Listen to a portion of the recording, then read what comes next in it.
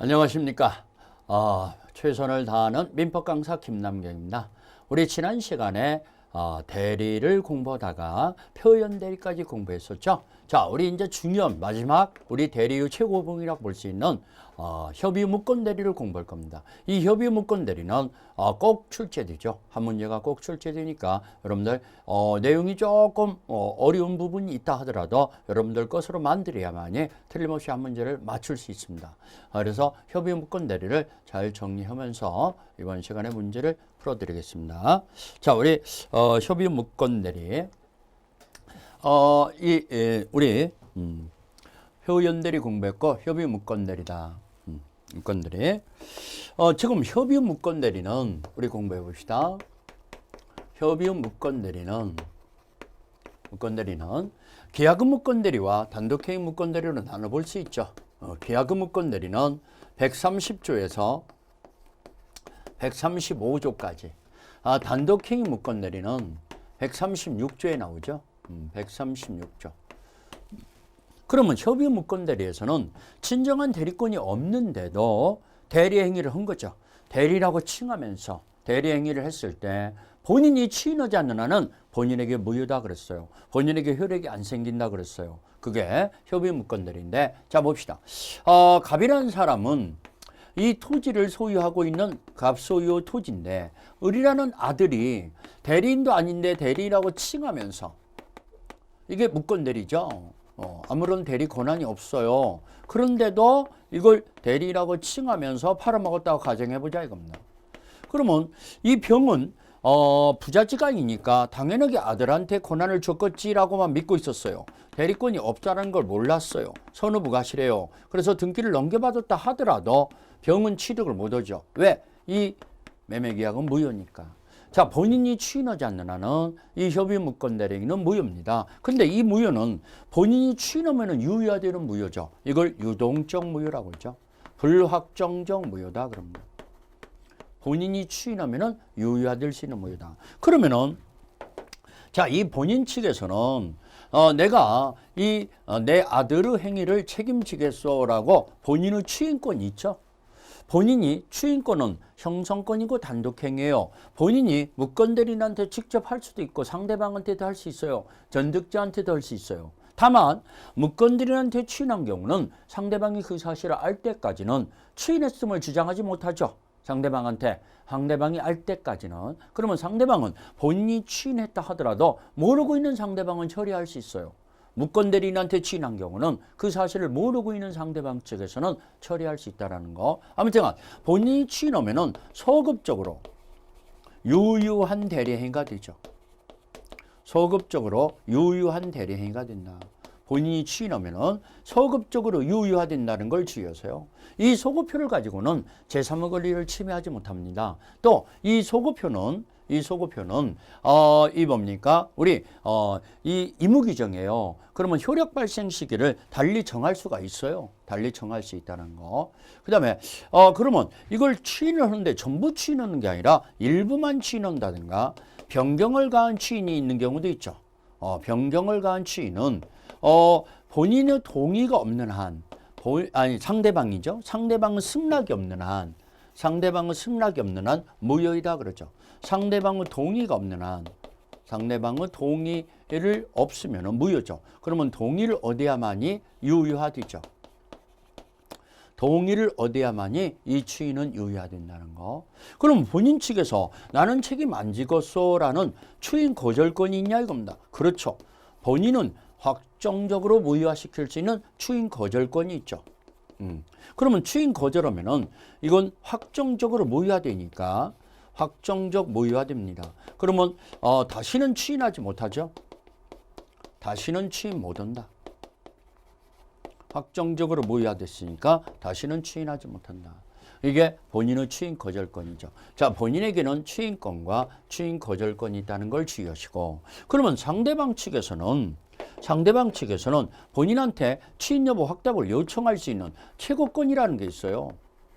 131조에 나오죠. 자, 상대방이 최고를 하면은 이 확답을 요청해야 하는데 확답이 없어요. 본인 측에서 확답이 없으면은 취인을 거절한 것으로 본다. 시험 문제 참 잘 나옵니다. 추인 거절로 본다. 확답을 본인이 발해야 하는데 확답이 없으면 본인한테 최고하는 거죠. 추인을 거절한 것으로 본다. 근데 상대방 측에서는요, 처리할 수 있어요. 이 계약을 상대방 측에서 무효화시켜버리는 걸 처리라고 했죠. 이 처리권은 무건대리라는 걸 모르고 있었던 선의 상대방만 인정되죠. 선의 상대방만 인정된다. 알고 있었던 상대방은 인정이 안 된다는 거 꼭 좀 주의하세요. 상대방이 본인한테 추인할 수도 있고 또 처리할 수 있는데 상대방이 처리하면은 이 계약은 확정적으로 무효화되기 때문에 본인은 다시 추인하지 못하죠. 그럼 본인 측에서 먼저 추인하면은 상대방은 처리하지 못하죠. 자, 이런 점에서 차이가 난다. 그러면 이 본인이 추인을 거절했어요. 책임 안 진다고 했어요. 그러면 확정적으로 무효화되는데 이 상대방은 손해 부과실은 상대방은 손해가 발생했죠. 취득을 못하니까 그러면 무건대리인한테 책임을 물어야죠. 그 무건대리인의 책임이 135조에 나오죠. 자, 무건대리인의 책임을 물으려면 무건대리는 무과실 책임이에요. 고의과실이 없더라도 책임을 져야죠. 또 책임을 묻는 상대방 측에서는 선의 무과실해야죠. 상대방은 선의 무과실. 상대방은 선의 무과실이야만이 무건대리인한테 책임을 물을 수 있죠. 무과실. 그 다음에 무건대리인이 책임을 지려면은 무건대리는 제한 능력자일 때는 책임 없죠. 제한 능력자에게는 책임을 묻지 못하죠. 무건대리는 제한 능력이 있어야 책임을 지죠. 그 다음에 그러면 무슨 책임을 지냐? 상대방이 선택하는 거죠. 상대방의 선택에 쫓아서 이행 또는 손해배상. 이행 또는 손해배상을 상대방이 둘 중 하나를 선택하는 거죠. 자, 아무튼간 무건대리인의 책임 135조를 보면은 정당한 대리권을 증명하지 못하고 본인의 추인을 얻지 못할 때는 무건대리인이 잘못이 없더라도 책임을 지는 무과실 법정 책임이죠. 상대방은 선의 무과실이야만이 무건대리인한테 책임을 물을 수 있고 무건대리인이 제한 능력자야만이 책임을 진다는 거. 상대방이 선택을 쫓아서 이행 또는 손해배상인데 누가 선택한다? 상대방이 선택한다는 거.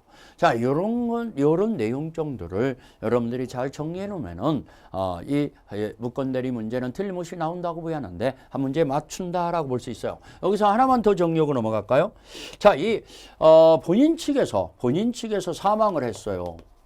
그러면 무건대리인이 단독 상속을 받는 경우 있잖아요. 그러면 자기 재산을 자기가 미리 처분한 거나 마찬가지죠. 그래서 본인의 지위를 승계했다고 해서 이 본인의 지위로서 추인 거절한다는 것은 신의 성실에 반해서 추인 거절할 수 없어요. 추인 거절 못합니다. 무효라고 주장하지 못한다 이겁니다. 단독 상속이 됐으면은 이 계약은 그대로 유효화된다라고 보여야겠죠. 그렇죠? 아무튼간 무건대리를 잘 정리해 놓으세요. 그러면은 우리 이제 문제를 하나하나 풀어볼까요? 자, 협의 무건대리에 관한 설명 중 틀린 것을 골라라. 협의 무건대리에 관한 설명 중 틀린 거. 자, 1번. 상대방이 무건대리로 동의를 얻어서 단독행위를 한 경우. 자, 동의를 얻어서 단독행위를 했어요. 그런 경우는 본인이 이를 추인할 수 있다. 자, 이 본인이 136조에 나오죠. 136조를 보면은 상대방 측에서 하는 이게 지금 수동대리잖아요. 상대방 측에서 하는 수동대리를 의사표시를 무건대리인의 동의를 얻어서 했어요. 그러면 계약금 무건대리나 마찬가지니까 본인이 추인할 수 있다. 맞았습니다. 맞았어요. 자, 니은 무건대리 행위 추인은 다른 의사표시가 없는 한 소급하여 효력이 인정된다. 자, 여기 무건대리 행위 추인은 소급적으로 유효한 대리행위가 된다고 그랬잖아요. 소급하여 효력이 인정된다. 인정된다 이래야 하는데 인정되지 않는다 나왔네. 그러면 틀렸잖아요. 소급해서 인정된다는 거. 그러면은 133조를 보면은 소급효가 인정됩니다. 이건 틀렸네요. 인정되지 않는다 나왔으니까 틀렸습니다. 무건대리에 의한 계약의 추인은 그 대리 행위로 인한 권리 승계인에게도 할 수 있다. 자, 본인이 추인하는데 무건대리인한테 직접 할 수도 있고 상대방한테 할 수 있고 그 승계인한테도 할 수 있다고 했어요. 승계인한테도 할 수 있다. 맞았지 않습니까? 그 다음에 무건대리 행위는 그 효력이 불확정한 상태에 있다가 본인의 추인 유무에 따라서 본인에게 효력 여부가 결정된다. 본인이 추인하면은 본인한테 유효화되고 본인이 추인 거절하면은 본인에게는 확정적 무효화되잖아요. 그러면 추인 여부에 따라서 본인의 효력 발생 여부가 결정된다. 맞았습니다. 이것도 맞았죠. 그래서 이게 무건대리 행위는 본인에게는 유동적 무효죠. 본인이 취인하면 유효화되는 무효. 이걸 유동적 무효라고 그래요. 유동적 무효. 그래서 취인 여부에 따라 결정된다. 그러면 틀린 것을 고르라고 했으니까 니은번 하나가 틀렸네요. 자, 우리 답은 우리 틀린 걸 골라라. 틀린 거. 이 미음번 하나 더 있네요. 죄송합니다. 미음번. 제가 미음번은 또 놓쳤어요. 미음번은 무건대리행위 취인과 취인의 거절 의사표시는 무건대리행위 할 수 없다. 틀렸네요. 틀렸어요. 이거 틀렸습니다. 무건대리인한테도 직접 취인 또는 취인 거절 의사표시를 할 수 있죠. 그렇기 때문에 틀렸죠. 그러면 틀린 것이 아까 우리 좀 전에 니은번이 틀렸다고 그랬죠. 니은번 틀렸고 그 다음에 미음번 틀렸고 답이 3번이네요. 니은과 미음 두 개가 틀렸죠. 그래서 답은 3번이라는 거. 자, 아무튼간 협의 무건대리는 여러분들 이 내용을 잘 좀 파악해야 합니다. 파악해야만이 이런 문제를 빨리 맞출 수가 있는 거죠. 답은 3번. 자, 그 다음 문제로 들어갈까요? 자, 우리 8번. 대리권이 없는, 자, 8번 문제. 대리권이 없는 을이 갑의 이름으로 갑부부동산을 병에게 매도하여 소유권 이전 등기를 해줬어요. 자, 이 무건대리 행위잖아요. 대리권이 없는 무건대리 행위 을. 무건대리인이 을이 갑의 이름으로 갑부부동산을 병에게 매도하고 소유권 이전 등기를 해줬는데 그 후에 을이 갑을 단독 상속했다. 여기 나오네요. 자, 본인이 사망해서 단독 상속이 됐을 때는 본인의 이치로서 추인 거절 못 한다고 그랬잖아요. 추인 거절 아닙니다. 틀린 것을 골라라. 틀린 거. 자, 봅시다. 갑과 병사의 매매계약은 무효이다. 자, 갑과 병사의 매매계약은 본인이 추인하지 않는 한은 무효죠. 그러면은 1번 맞았고 2번 이 병명의 등기는 실체적 권리관계에서 부합하므로 유효하다. 병명의 등기는 자 단독 상속이 됐으면은 본인의 이치로서 추인 거절 못 한다고 그랬죠. 그렇기 때문에 병은 취득하는 거죠. 맞았죠. 맞았습니다. 병은 유효하게 취득합니다. 을이 무건대리 이유로 병에게 등기를 말소를 청구할 수는 없다. 무건대리 이유로 자 지금 상속이 됐어요. 자기 재산이 됐어요. 그러면 아버지의 지위로서 자기가 말소 등기 청구할 수 없죠. 맞았죠. 무효라고 주장하지 못하죠. 자, 을은 무건대리 이유로 병에게 부동산의 점유로 인한 부당이득 반환 청구할 수 있다. 틀렸네요. 자, 이거 단독 상속이 됐으면은 무효를 주장하지 못해요. 병은 취득하는 거예요. 그럼 병은 부당이득이 아니거든요. 부당이득 반환 청구할 수 있다. 이게 틀렸죠.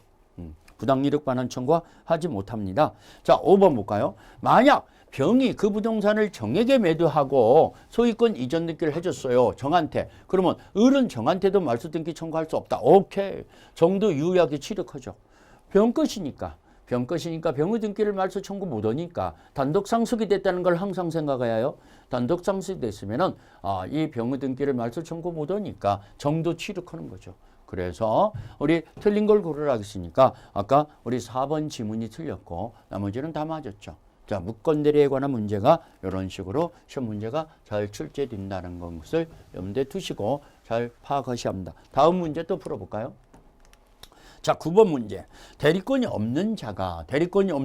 그러면 무건대리잖아요. 없는 자가 타인의 대리인으로서 한 계약에 관한 설명 중 틀린 거. 자, 1번. 본인이 이를 취인하지 않으면은 본인에 대해서 효력이 없다. 본인이 취인하지 않으면은 본인에게는 무효잖아요. 효력이 없다. 맞았죠? 본인이 취인해야만이 자, 130조를 보면은 본인이 취인하지 않는 한은 이 무건대리 행위는 본인에게는 효력이 없다라고 나오죠. 130조에. 그러면 1번 맞았고. 2번. 상대방은 상당한 기간을 정해서 본인에게 취인 여부 확답을 최고할 수 있고 본인이 기간 내에 확답을 바라지 아니한 때는 취인을 거절한 것으로 본다. 오케이. 맞았습니다. 이게 바로 상대방은 최고권이라고 그래요. 131조. 상대방이 최고했을 때 확답이 없어. 그러면 취인을 거절한 것으로 본다. 취인을 거절한 것으로 본다. 131조에 나오죠. 정확히 맞았습니다. 아무튼 아주 중요한 거니까 잘 기억하시라는 거.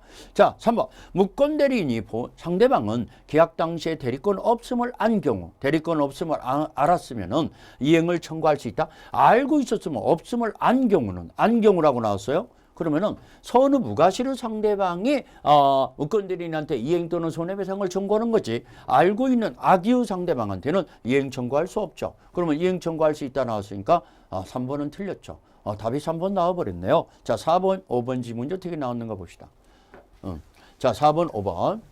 4번, 추인은 다른 의사표시가 없는 때에는 계약 시에 소급하여 효력이 생기지만 제3의 권리를 해하지 못한다. 정확한 표현입니다. 133조에 나오죠. 133조를 보면은 이 소급적으로 유효한 대리행위가 된다고 그러죠. 이 소급표를 가지고는 제3의 권리를 침해하지 못한다 그럽니다. 그러면은 4번 정확히 맞았습니다. 자, 5번. 계약 당시에 대리권 없음을 안 상대방은 계약을 처리할 수 없다. 오케이. 자, 여러분들 처리권은 선의 상대방한테만 인정된다고 그랬어요. 선의 상대방한테만 처리권이 인정되니까 알고 있는 상대방은 처리할 수 없어요. 정확히 맞았어요. 134조에 나와요. 134조. 이래서 지금 틀린 걸 고르라 했으니까 우리 아까 전 지문에 이 3번이 대리권 없음을 안 경우는 이행을 청구할 수 있다. 이게 틀렸죠. 답은 3번이 되겠죠. 우리 9번 문제는 답이 3번입니다. 자, 이렇게 무건대리 문제가 계속 출제되는 거구나 라는 것을 파악해야죠. 자, 10번 문제로 들어갈까요? 10번 문제도 무건대리 문제잖아요. 무건대리에 관한 설명으로서 옳은 것은, 자, 옳은 거, 오랜만에 옳은 거 나왔네요. 자, 1번, 무건대리 행위 일부에 대한 추인. 여기. 자, 여러분들, 변경을 가거나 일부 추인은 어떻게 된다고 그랬어요? 변경을 가거나 일부 추인은 상대방의 동의가 없는 한 무효라고 그랬어요. 그럼 거꾸로 얘기하면 동의를 얻으면 유효화된다고 그랬죠. 동의를 얻으면은, 자, 일부를 추인한 경우 상대방의 동의를 얻지 못하는 효력이 없다. 오케이. 정확합니다. 맞았습니다. 2번, 무건대리 행위를 추인한 경우에 원칙적으로 추인한 때부터 유건대리와 마찬가지 효력이 생긴다. 추인한 때부터 이게 틀렸네요. 소급적으로 유건대리와 마찬가지 효과가 생긴다 이래야죠. 처음부터 대리권이 있었던 거나 마찬가지가 되죠. 추인한 때부터 유건대리와 마찬가지 된다. 틀렸습니다. 틀렸고. 자, 3번. 무건대리 행위의 추인의 의사표시는 본인이 상대방에게 하지 않으면은 상대방이 그 사실을 알았더라도 상대방에게 대항하지 못한다. 상대방이 알았으면은 본인은 상대방한테 주장할 수 있는데 알았더라도 대항하지 못한다? 틀렸습니다. 틀렸습니다. 자, 본인이 상대방에게 하지 않으면 무건대리인한테 했어요. 그러면 상대방이 그 사실을 알 때까지는 본인은 추인했음을 주장하지 못하지만 알고 있었으면 추인했음을 주장할 수 있죠. 그러면 틀렸죠. 자, 1번은 맞았고 나머지는 지금 틀렸는데, 자, 4번 볼까요? 4번. 4번은 무건대리인의 계약 상대방은 계약 당시 무건대리임을 안 경우 본인에 대해서 계약을 처리할 수 있다. 처리는 선의 상대방만 있다고 금방 살펴봤잖아요. 그러면 알고 있는 상대방에게는 처리할 수 없죠. 그렇기 때문에 있다라고 나왔으니 틀렸죠. 134조. 처리는 어떤 상대방만 있다? 무건대리라는 걸 모르고 있는 상대방한테만 인정돼요. 그러면 알고 있는 상대방은 처리할 수 없다라는 거. 4번 틀렸죠. 자, 5번. 무건대리 행위가 무건대리인의 과실 없이 제3자에게 기망 등 위법 행위로 야기된 경우에 특별한 사정이 없는 한 무건대리는 상대방에게 책임을 지지 않는다. 말도 안 되죠. 무건대리는 무과실 책임이라고 그랬어요. 무과실 책임. 그러면 무건대리인이 무과실 책임이니까 고의과실이 없더라도 책임을 져야 합니다. 근데 고의과실이 없을 때는 책임을 지지 않는다. 틀렸죠. 무건대리는 무과실 법정 책임입니다. 그럼 우리 10번 문제는 자, 이 옳은 걸 고르라 했는데 1번만이 맞았죠. 1번만이 맞았고 나머지는 다 틀렸습니다. 왜 틀렸는가를 여러분들 정확히 숙지해야 합니다. 이런 문제가 한 문제가 출제된다라고 생각하셔야죠. 자, 우리 그러다 보니까 우리 무건대리에 관한 문제를 지금 벌써 한 5문제 정도 풀어본 것 같은데 아무튼간 이런 이 문제가 꼭 한 문제가 나온다라고 생각하고 여러분들이 잘 정리하셔야 합니다. 그래서 우리 대리제도를 공부했고, 자, 우리 제4장으로 무효와 취소를 공부를 들어가 볼까요? 제4장 4절 무효와 취소다. 자, 무효와 취소에 대해서 우리 법률행위 무효와 취소다. 아까 우리 법률행위 요건을 공부하면서 여러분들 그런 얘기했죠. 법률행위가 무효 취소되려면은 일단 법률행위는 성립이 돼야 한다고 그랬어요. 성립이 됐는데 효력 요건이 안 갖춰진 것을 무효 취소인 법률행위라고 그랬죠. 만약에 성립이 안 되면은 무효 취소를 논할 여지도 없다고 그랬어요. 무효 취소 사유도 아니라고 그랬어요. 일단 법률행위는 성립이 됐는데 효력 요건이 안 갖춰지는 거. 그러면 무효인 법률행위와 취소인 법률행위는 어떻게 차이가 나는 건가? 한번 정리를 좀 해봅시다. 무효인 법률행위는 처음부터 효력이 안 생기는 거죠. 자, 이게 무효인 법률행위예요. 처음부터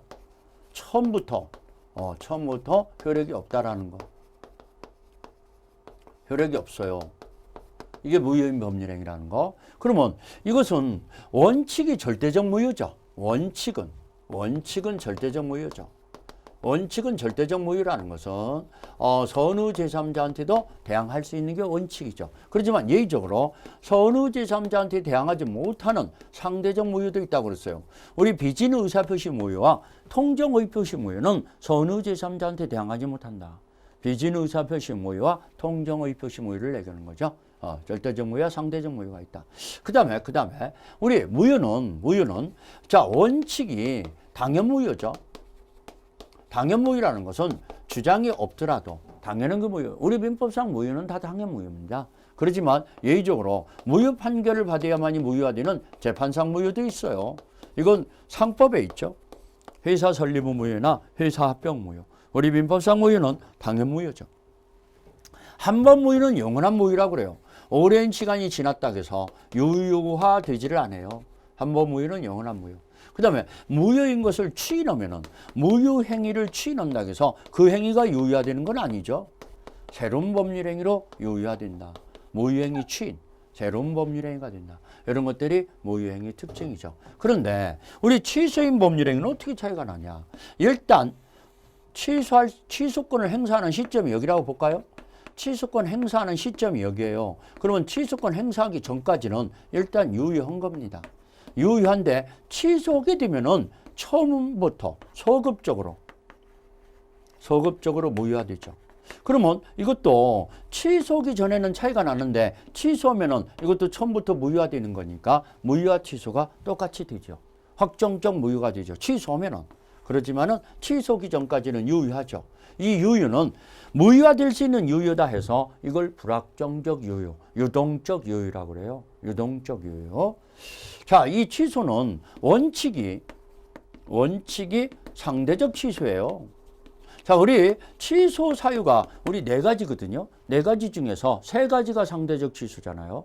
자, 제한 능력자 행위 취소, 착오, 사기, 강박. 거기에서 착오나 사기, 강박에 의한 취소는 선의 제3자한테 대항하지 못하죠. 제한 능력자 행위 취소만 절대적 취소죠. 예의적으로 제한 능력자의 행위 취소만 절대적 취소입니다. 예의적으로. 자, 선의 제3자한테도 대항 가능한 것이 제한 능력자의 취소라는 거. 자, 이 취소는 취소권자가 취소권자가 이 취소를 주장해야 무효화되죠. 취소해야 처음부터 소급적으로 무효화되지. 취소 안 하면은요 계속 유효한 거예요. 취소를 주장해야 무효화되는 거죠. 그러면은 이게 이 취소해야 한다는 거. 여기는 주장이 필요 없이 당연 무효라고 그랬죠. 무효는 그렇지만 취소는 주장을 해야 한다. 그러면 일정한 시간이 지나면 취소권이 소멸하잖아요. 146조 추인할 수 있는 날부터 3년. 추인할 수 있는 날부터 3년이 언제입니까? 취소 원인이 종료한 날부터 3년이라는 얘기예요. 취소 원인이 종료한 날부터 추인이 가능한데 그때부터 3년 내에 취소권 행사해야죠. 법률행위는 한 날부터 10년이죠. 취소할 수 있는 법률행위는 한 날부터 10년. 그러면 3년, 10년은 도달점이 틀릴 거 아닙니까? 먼저 도달하면 어떤 거든지 먼저 도달하면 취소권은 소멸하죠. 그 다음에 취소할 수 있는 행위 추인이라는 게 있죠. 자, 취소할 수 있는 행위의 추인이라는 것은 나는 취소 않겠소라는 취소권을 포기한다는 의사표시죠. 그래서 추인하면은 이제 다시는 취소 못하죠. 취소권은 소멸했으니까. 그래서 그 행위 자체가 확정적으로 유효화되죠. 무효화 취소가 여러 가지가 차이가 납니다. 우리가 문제를 풀면서 좀 더 구체적으로 설명을 들어가겠습니다. 자, 법률행위 무효에 관해서 틀린 것은 무효인 법률행위에 관해서 틀린 거. 자, 1번. 무효인 법률행위를 추인하면은 특별한 사정이 없는 한 처음부터 새로운 법률행위를 한 것으로 본다. 자, 처음부터라는 말 때문에 틀렸네요. 왜? 자, 139조를 보면은 무효행위임을 알면서 추인하면 그때부터 새로운 법률행위를 한 것으로 본다라고는. 그때부터란 얘기는 비소급표란 얘기죠. 근데 처음부터라고 나왔으니까 이 1번이 틀렸죠. 벌써 답이 나와버렸네요. 1번이 답이 나와버렸어요. 틀린 거. 자, 2번. 추인 후 요건을 갖추면은 취소로 무효가 된 추인 후 요건을 갖추면은 취소로 무효가 된 법률행위 추인도 허용된다. 자, 우리가 취소가 되면은 확정적으로 무효화되죠. 그럼 확정적 무효화되는 처음부터 무효화되는 무효행위 추인이 허용된다. 맞았습니다. 자, 취소할 수 있는 법률행위를 취소한 후에는 처음부터 확정적 무효가 되는데 무효임을 알면서 추인하면은 그때부터 새로운 법률행위를 한 것으로 본다. 이게 무효행위 추인이잖아요. 그 무효행위 추인이 가능하다는 거. 자, 근데 이 무효행위 추인은요, 세 가지는 안 돼요. 세 가지가 반사의 질서 무효, 불공정행위 무효, 강행규정 위반행위 무효는 추인이 허용이 안 됩니다. 그게 바로 이제 나오네요. 3번이 사회질서에 위반하는 법률행위 무효는 추인의 대상이 되지 않는다. 오케이, 맞았습니다. 세 가지가 반사질서 행위 무효, 불공정행위 무효, 강행규정 위반행위 무효는 추인이 허용이 안 된다는 거 꼭 좀 주의하시고. 자, 4번 무효인 법률행위에 따른 법률 효과가 침해하는 것처럼 보이는 위법행위가 있더라도 무효인 법률행위는 효력이 안 생기잖아요. 그럼 법률 효과가 안 생기니까 효과 후 침해가 있을 수 없어요. 그러면 거기에 대한 손해배상 청구할 수 없다. 오케이. 손해배상 청구권이 안 생기죠. 법률 효과 후 침해가 있을 수 없으니까 손해배상 청구할 수 없다는 거. 그러면 4번도 맞았죠. 자, 5번 봅시다. 5번. 폭리행위가 불공정한 법률행위잖아요. 불공정한 법률행위, 무효가 된 법률행위는 다른 법률행위로 전환이 될 수 있다. 오케이. 우리 아까 불공정한 법률행위, 우리 지난 시간에 우리 104조 공부했잖아요. 104조.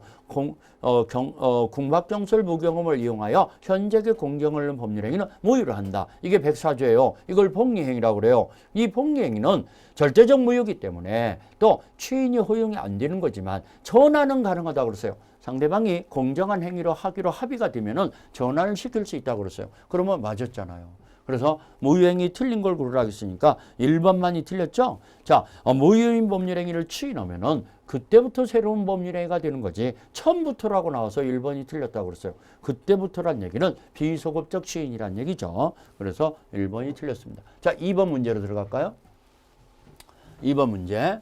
자, 무효인 법률행위를 아주 간단한 문제죠.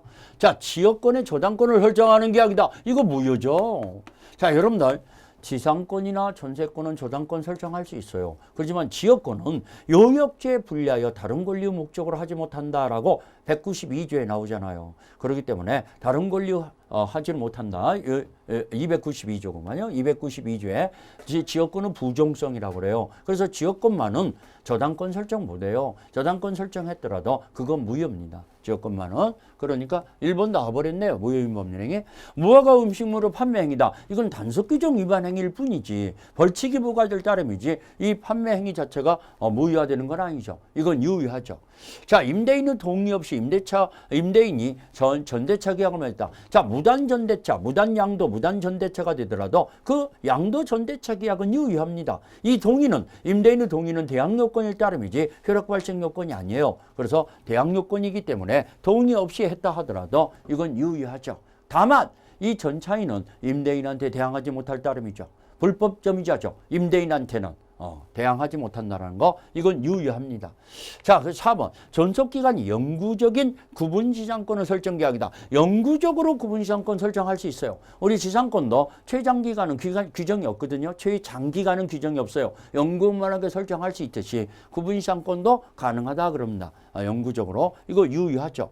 자, 5번 다른 공유자의 동의 없이 자신의 공유 지분에 대한 저당권을 설정하는 거. 여러분들 공유 지분의 처분은 각자 자유롭게 할 수 있어요. 다른 공유자의 동의 없이도 처분 이 뭡니까 저당권 설정, 담보 제공 다 가능합니다. 다 가능하죠. 이것도 유효하죠. 그러면 무효인 것은 1번만이 무효이고 나머지는 다 유효하네요. 아주 쉬운 문제 중에 들어가는 거죠. 2번 문제는. 자, 우리 3번으로 들어갈까요?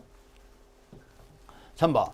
자, 법률행위 효과가 확정돼 있지 않는 거, 확정적이지 않는 거, 불확정적인 법률행위라는 것을 고르라는 얘기죠. 자, 우리 아까 무건대리를 공부했잖아요. 무건대리는 본인이 추인하기 전에는 본인한테는 효력이 없다고 그랬어요. 하지만 본인이 추인하면은 처음부터 유효한 대리행위가 된다고 그랬어요. 그러면 그게 본인이 추인 여부에 따라서 효력 발생이 이게 발생할 것인가 아닐 것인가 결정된다고 그랬잖아요. 그래서 그걸 불확정적인 무효, 유동적 무효라고 그래요. 불확정적인 법률행위죠.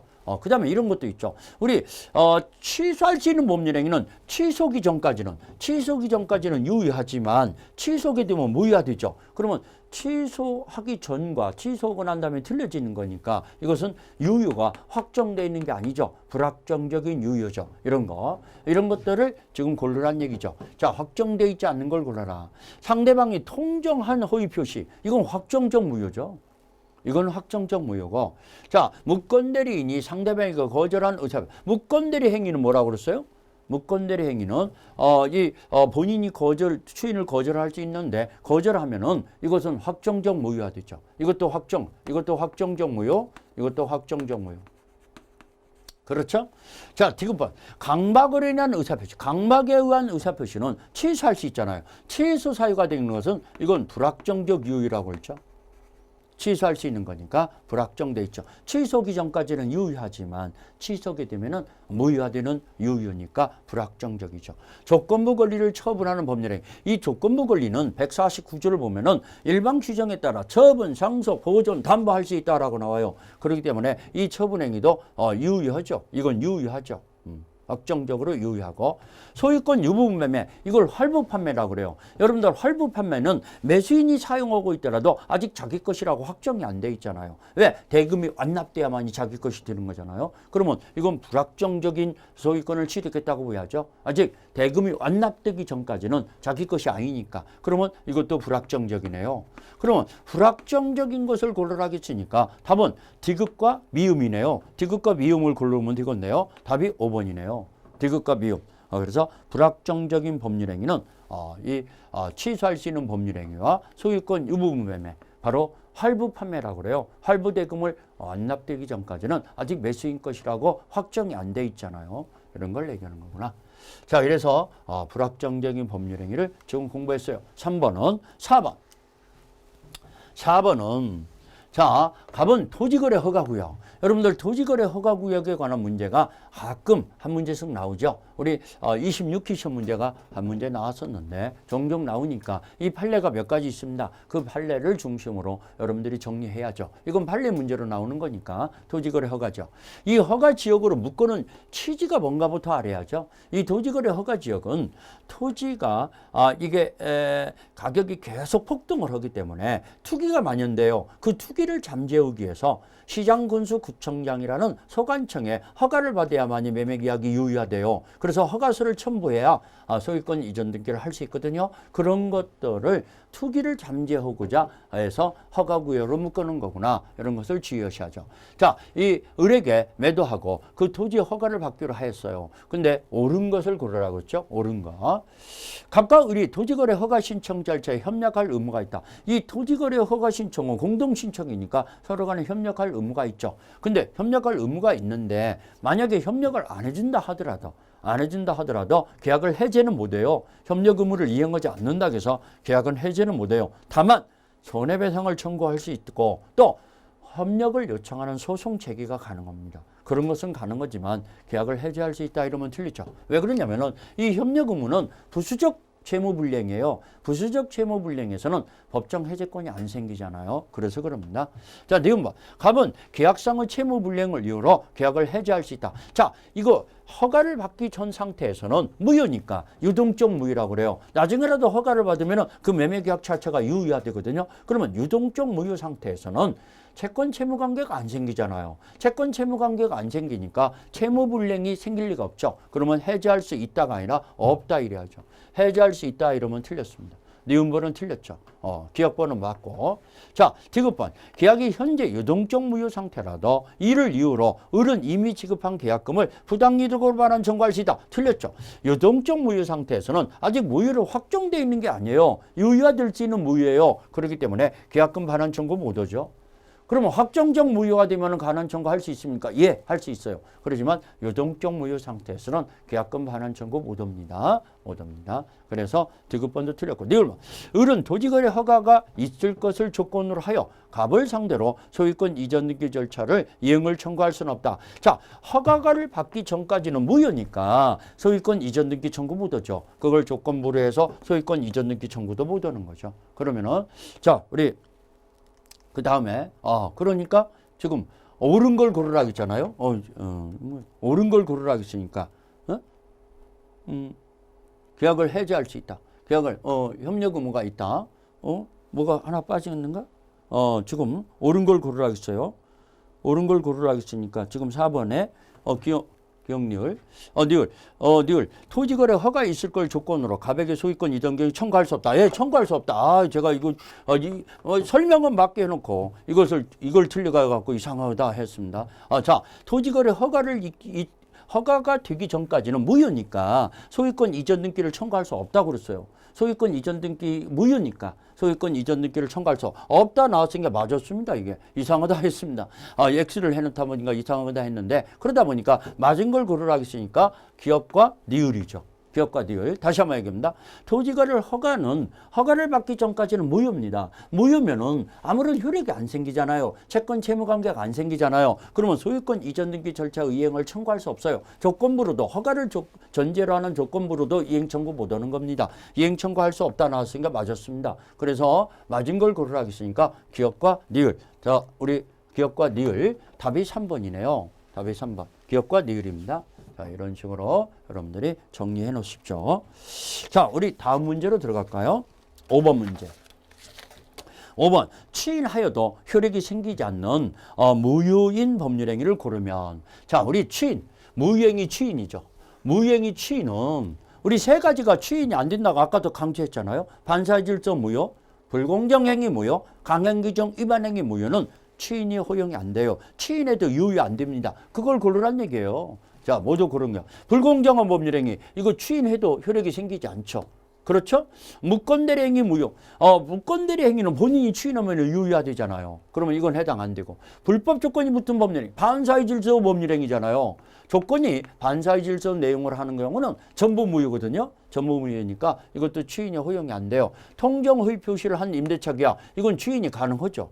그러면 취인이 허용 안 되는 걸 고르라 했으니까 기업과 디귿이네요. 기업과 디귿. 답은 2번이네요. 이거 너무 쉽죠? 자, 우리 다시 한번 얘기합니다. 세 가지는 취인이 허용이 안 돼요. 무효행위의 취인. 무효임을 알면서 취인하면은 그때부터 새로운 법률행위를 한 것으로 된다는 게 무효행위 취인인데 세 가지는 취인이 안 돼요. 반사의 질서행위, 불공정행위, 강행규정 위반행위. 왜 안 됩니까? 왜 안 됩니까? 무효행위 취인이 되려면은 무효 원인이 소멸한 후에 가능해요. 무효 원인이 종료한 후에 가능해요. 근데 반사의 질서나 강행규정 위반행위나 불공정행위는 이 원인이 소멸할 리가 없잖아요. 원인이 소멸하면 규정이 폐지된다든가 이래야 소멸하는 건데 그렇지 않은 거니까 취인이 허용이 안 되는 거죠. 그래서 원인이 소멸할 리가 없으니까 취인이 허용이 안 된다는 거구나. 자, 우리 5번 해결했죠. 6번 문제로 들어갈까요? 6번 문제. 자, 원칙적으로 소급표가 인정되는 경우는 자, 원칙적으로 소급표. 자, 여러분들. 자, 처음으로 거슬러 올라가는 것을 소급표라고 그래요. 자, 우리 소급표 생각나는 대로 한번 얘기해 볼까요? 제한 능력자의 법률행위 취소. 자, 차고나 사기 강박에 한 의사표시 취소. 계약의 해체. 이게 소급표가 있죠. 무건대리 행위의 본인의 취인. 무건대리 행위 취인. 이거 소급표가 있죠. 그 다음에 우리 소멸시효 완성이나 취득시효 완성의 효과. 이런 거 소급표가 있죠. 이런 것들이 소급표가 인정되는 거죠. 자, 그러면은 인정되는 거. 취소는 소급표가 있잖아요. 소급표가 인정되는 거죠. 근데 해치. 이건 비소급표죠. 비소급표. 해체가 소급표죠. 해치는 비소급표예요. 기한은 도래의 효력이다. 이것도 비소급표죠. 절대적 비소급표입니다. 기한은 소급폭에 특약을 맺을 수도 없어요. 기한은 무유행임을 알고 한 무유행위 취인. 자, 무유행위 취인은 그때부터 새로운 법률행위가 된다고 그랬죠. 그러면 그때부터란 얘기는 비소급표죠. 비소급표.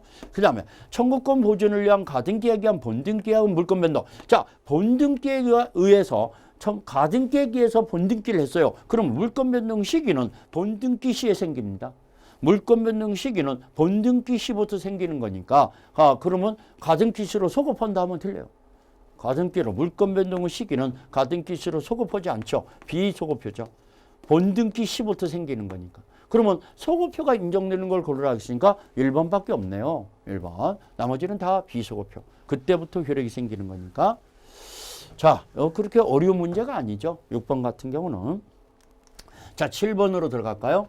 자, 드디어 법률행위 취소가 나왔네요. 자, 취소할 수 있는 법률행위는 여러분들 딱 정해져 있어요. 네 가지가 뭐뭐? 제한능력자의 법률행위 취소, 착오에 의한 의사표시, 사기에 의한 의사표시, 강박에 의한 의사표시. 이 네 가지가 취소할 수 있는 법률행위다 그럽니다.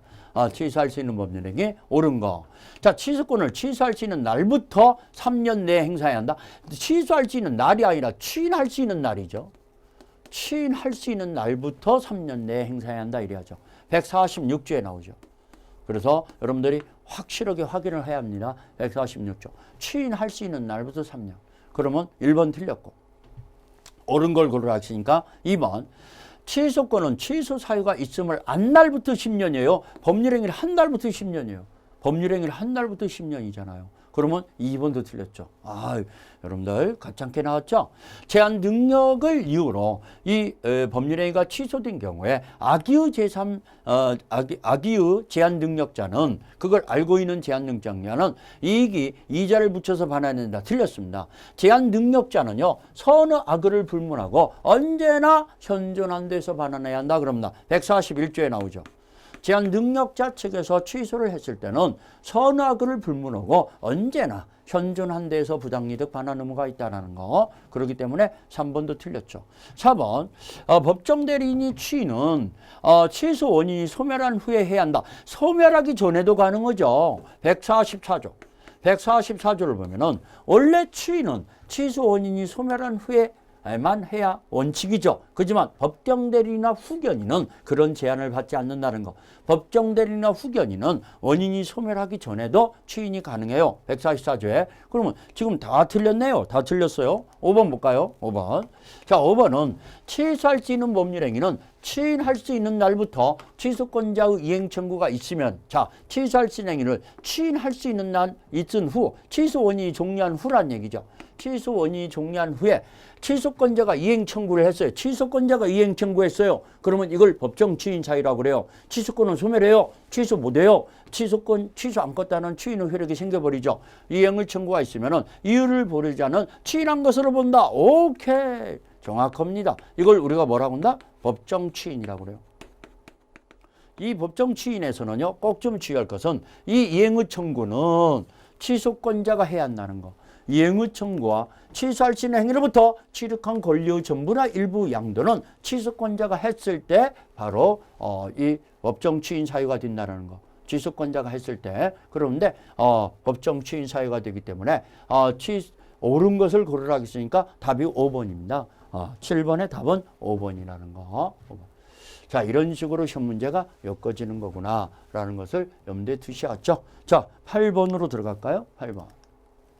8번에 자, 미성년자 갑은 법정 대리인의 병의 동의 없이 자신의 토지를 갑이 미성년자의 유물 안 을에게 매도하고 대금 수령과 동시에 소유권 이전 등기를 해주었는데 병이 갑의 미성년 이후로 계약을 적법하게 취소했다. 자, 미성년 이후로 계약을 취소했어요. 그러면 이 취소는 절대적 취소라는 걸 꼭 생각해야죠. 또 이 미성년자 측에서 반환할 때는 선악을 불문하고 현존한 데에서 반환하면 돼요. 현존 이익의 한도내에서 이 취소는 절대적 취소라는 거. 틀린 것은 자, 계약은 서급적으로 무효화된다. 오케이. 취소하게 되면 처음부터 무효화됩니다. 그렇기 때문에 1번 맞았죠. 1번 맞았어요. 2번 갑이 미성년자임을 을이 몰랐더라도 병은 계약을 취소할 수 있다. 오케이. 법정 대리는 알았든 몰랐든 상관없어요. 상대방이 알았든 몰랐든 상관없이 취소할 수 있죠. 그러면 맞았죠. 갑과 을이 반환 의무는 서로 동시행관계에 있다. 오케이. 계약이 무효 취소됐을 때 서로 부당이득 반환 관계는 동시행관계다. 그럽니다. 그렇죠? 그러면 지금 세 가지 다 맞았네요. 자, 4번. 갑이 대금을 모두 생활비로 충당했어요. 이 생활비는 이 돈으로 생활비를 쓰지 않으면 다른 돈이 들어갈 돈이에요. 근데 이 돈으로 쓰다 보니까 다른 돈이 잔존하고 있다는 얘기예요. 남아 있어요. 현존이익의 한도에 해당됩니다. 생활비로 충당했더라도 현존이익입니다. 그러면 그 대금 전액을 반환해야 한다. 오케이. 자, 제한능력자 측에서는 현존이익의 한도 내에서 반환해야 하니까 생활비로 충당했더라도 반환해야죠. 자, 그 다음에 만약 을이 선의정에게 매도하고 이전 등기를 했다면은 병이 취소했더라도 정은 소유권을 취득한다? 말도 안 되죠. 이 취소는 절대적 취소라고 그랬죠. 절대적 취소는 선의 제3자한테도 취소 효력을 주장할 수 있는 거예요. 현의 제3자도 취득을 못 하는 거예요. 그렇기 때문에 소유권 취득한다 나왔으니까 틀렸죠. 틀린 걸 골라했으니까 답이 5번이네요. 자, 다시 한번 정리합니다. 제한능력자의 행위는 법정 대리인의 동의 없이 한 법률 행위는 취소할 수 있는데 이 취소는 절대적 취소이기 때문에 선의 제3자한테도 대항할 수 있다. 또 제한능력자 측에서는 계약이 취소됐을 때 부당이득 반환 범위는 선의든 악의든 현존 한도에서만, 현존 이익의 한도 내에서만 반환하면 된다라는 것을 여러분들이 정리해 놓으셔야죠. 자, 이러다 보니까 8번 문제도 우리가 해결했습니다. 9번 문제로 들어갈까요? 9번 문제. 자, 우리 갑이 을을 기망하여 건물을 매도하는 계약을 을과 체결했어요. 법정 추인 사유에 해당하는 것은, 자, 법정 추인이라는 것은 추인하겠다는 의사표시가 없는데도 법률 규정상 추인의 수익이 생기는 것을 우리가 법정 추인이라고 그래요. 추인하겠다는 의사표시가 없는데도 우리 법정 추인에 대해서 우리 145조인데 145조의 내용을 좀 한번 간단하게만 소개해 드릴게요. 자, 145조. 법정 추인이다. 법정 추인은, 자, 이걸 포함적 의사표시라고 그러죠. 추인의 의사가 없는데도 법률 규정상 추인의 효력이 생기는 거. 자, 취소 원인이 소멸한 후에 전부나 또는 일부를 이행하더라 또는 수령하더라. 이행하든가 수령하든가 상관없어요. 자, 이행을 청구를 하더라. 그 다음에 세 번째 형계, 네 번째 담보 제공. 담보 제공을 하더라. 다섯 번째, 취소할 수 있는 행위로부터 취득한 권리의 전부나 일부를 양도하더라. 그 다음에 여섯 번째, 강제 집행이 이루어지더라. 이런 6가지 사유가 생기면은 법률 규정상 추인의 효력이 생기는 걸 법정 추인이라고 그래요. 그러면 법정 추인 중에서 이 2가지가 중요하죠.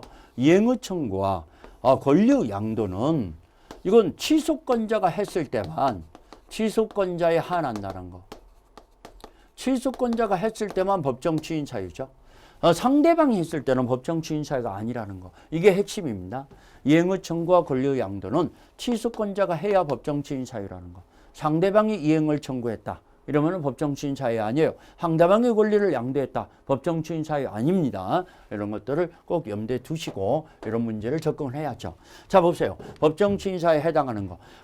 지금 갑이 을을 기망했다고 했다는데요. 그러면 을이 취소권자잖아요. 을이 취소권자예요. 취소권자는 을입니다. 취소권자가 누군가를 염두에 두고 들어가야죠. 자, 을이 사기를 당했으니까 을이 취소 사유가 되는 거죠. 취소권자. 갑이 을에게 매매대금 지급을 청구한 경우다. 갑이 청구했다고 그랬죠. 그러면 상대방이 청구한 거잖아요. 그러면 이건 법정 추인 사유 아니라고 그랬죠. 이행의 청구는 취소권자, 을 측에서 해야 해요. 그러면 이건 법정 추인 사유 아니죠. 아니고. 자, 갑이 을에게 매매대금 채권을 병에게 양도했어. 갑이 양도했다고 나왔잖아요. 그러면 취소권자가 양도해야 법정 추인인데 상대방이 양도한 거잖아. 이것도 법정 추인 사유 아니죠. 갑이 이전 등기에 필요한 서류를 을에게 제공해서 이 등기 서류를 제공한 것만 가지고 법정 추인이라고 볼 수 없죠. 을이 등기를 했을 때는 법정 추인이겠지만 그런 것이 아니라는 제공만 가지고는 법정 추인이라고 볼 수 없죠. 자, 기망 상태에 벗어난 을이 이유 없이 매매대금 지급했어요. 자, 이 기망 상태가 벗어난 을 측에서 대금을 지급했어요. 그러면 취소 원인이 종료한 후에 대금을 지급한 거기 때문에 이건 취소 안 껐다는 뜻이잖아요. 이게 법정 추인 사유죠. 그러면 4번이 법정 지인 사유네요. 5번 의리 매매대금을 취소를 통하여 취득하는 건 계약금을. 자, 이건 취소해야만이 계약금을 반환받는 거예요. 그러면 을 측에서 양도했더라도 을 측에서 취소권자가 양도했더라도 여기 권리 양도 속에 안 들어가요. 법정 지인 사유에 안 들어가요. 이것은 왜? 취소해야만이 받는 금액이잖아요. 이 계약금은. 그렇기 때문에 법정 지인 사유가 아니라는 거. 자, 이 9번 문제에서는요. 지금 이 이행을 청구와 권리 양도는 취소권자가 해야만이 법정 지인 사유라는 걸 아냐 모르냐 이런 문제입니다. 그래서 법정 지인 사유에 해당하는 것은 4번이 답이네요. 4번이 답이고 나머지는 법정 지인 사유가 아니에요. 특히 5번 같은 거 잘 알아놓으세요. 취소함으로써 발생하게 되는 부당이득 반환 청구권이나 손해배상 청구권을 취소권자가 양도했더라도 이건 취소해야만이 생기는 권리이기 때문에 취소 않고 따르는 법정 지인 사유가 될 수가 없습니다. 그랬다는 거 염두에 두시고, 자, 이래서 우리가 무효화 취소를 정리해 봤어요. 이 무효화 취소에 대해서도요, 여러분들 이 한 문제 내지 두 문제까지도 예상이 되는 부분이죠. 두 문제까지도 예상이 되는 부분이기 때문에 꼭 좀 잘 정리해 놓으셔야죠. 자, 여러분들 계속 꾸준하게 열심히 이렇게 한꺼번에 다 될 수 없어요. 꾸준하게 서서히 열심히 해야만이 합격의 영광을 차지할 수 있다는 거. 자, 언제나 최선을 다하고 있는 민법 강사 김남경이었습니다.